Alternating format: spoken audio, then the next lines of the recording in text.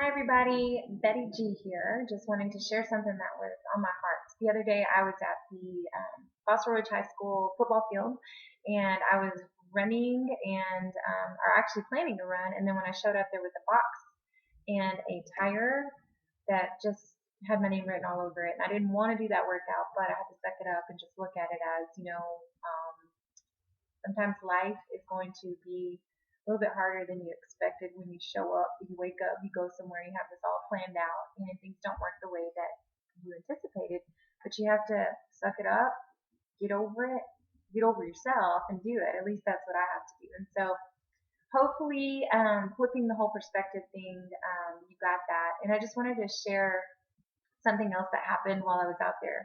When I showed up and I began fighting with myself about doing the box jumps and the tire flipping, I was trying to talk myself out of it. I moved the tire just to see how heavy it was, if I could even do it before I made the decision. And it was really heavy, and I pushed it, couldn't really get it off of the bench. It was leaned up against it. But then I saw two people sitting in the middle of the football field. There were two teenage kids who had just got done, I guess, playing tennis or something. I have no idea why you would ever sit on a football field in 100-degree weather and just sit there. Boy, girl, hanging out, whatever. I mean, I don't know. But anyways, they were watching me. They were looking straight at me. And so I felt like it was a challenge. Like, they're watching me not be able to do this. My competitive nature, I'm going, I'm going to lift this tire. And they're going to see me do it. But I hope I can do it. And so in the back of your mind, you think, what if I fail? And these people see this. I don't know them. It's still embarrassing, right? It's still just like one of those things. And so I gave it all I got, and I threw that tire on the ground. And then I thought, I'm going to have to flip this. Flipping a tire from the ground is a lot different from throwing it down when it's propped upright and you're just pushing it over. It's completely different from picking it up from the ground and flipping it over and over and over. And so I thought, okay, they saw me throw it down. I'm strong enough. Yes. And then they were still watching me when I attempted to pick it up and, flip it. And I was like, oh my gosh, it's just that pressure. I don't know why. But it fuels me at the same time. I'm like, I'm going to get this tire up.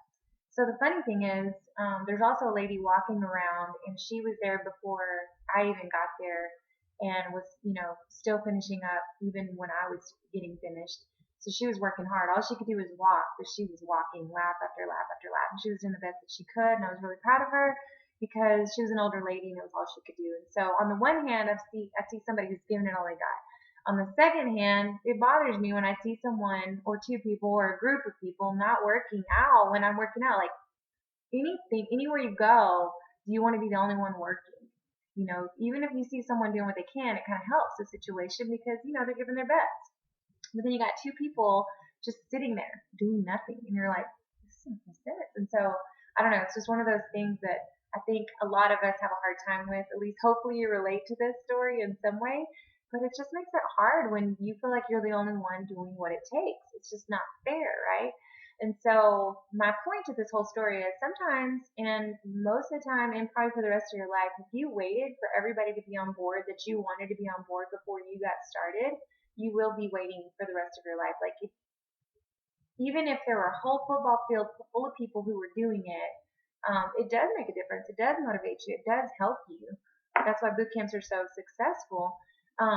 But at some point, you have to get to that place in your own life where you are motivated enough just because you're alive. You're so thankful that you can do something that you just do it. And I said something a while back that I learned from another awesome trainer, Zuzka Light. She's so amazing. But she said, never be at the mercy of your motivation. Never be at the mercy of your motivation.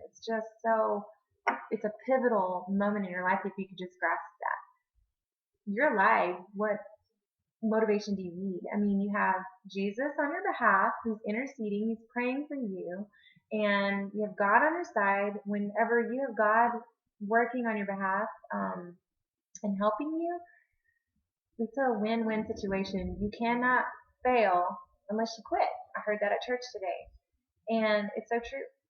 Your motivation requires motivation to be motivated, if that makes any sense. It's going to just be your choice. You're going to have to just do it. You're never going to feel like just doing it. Like, I think there are rare days that I'm like, I want to go work out.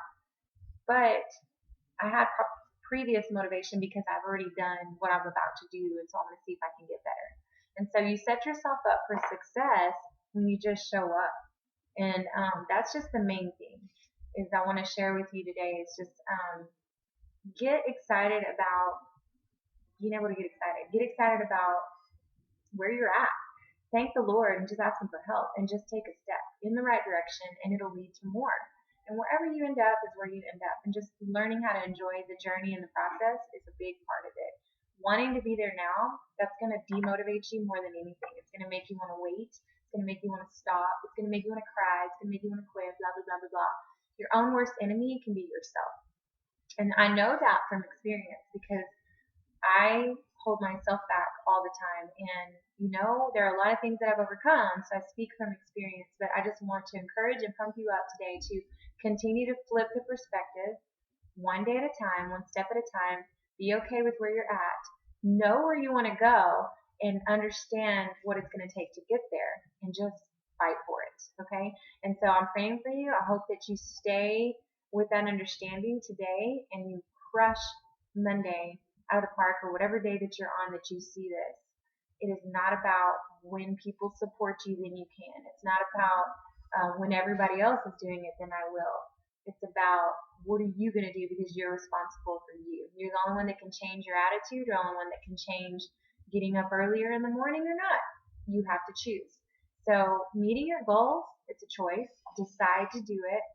And don't say you're going to do it. Just do it and then say you did it.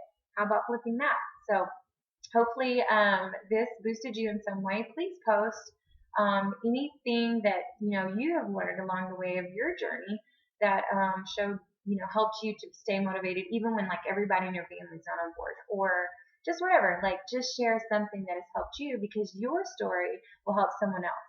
Just like my story hopefully is helping you. We're all in this together. Let's just meet some goals this week, and I hope that you understand that you rock right where you're at. And just getting better, there's nothing wrong with that. It's possible, so let's do it. Boom. Have a great day. Peace. And next video coming soon.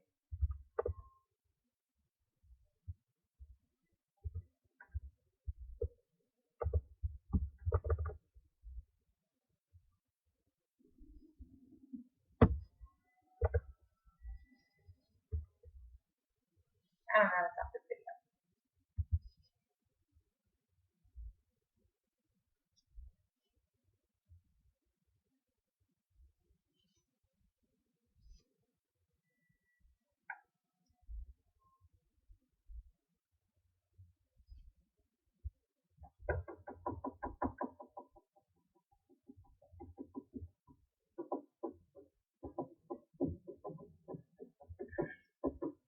That was a bad burp. Excuse me.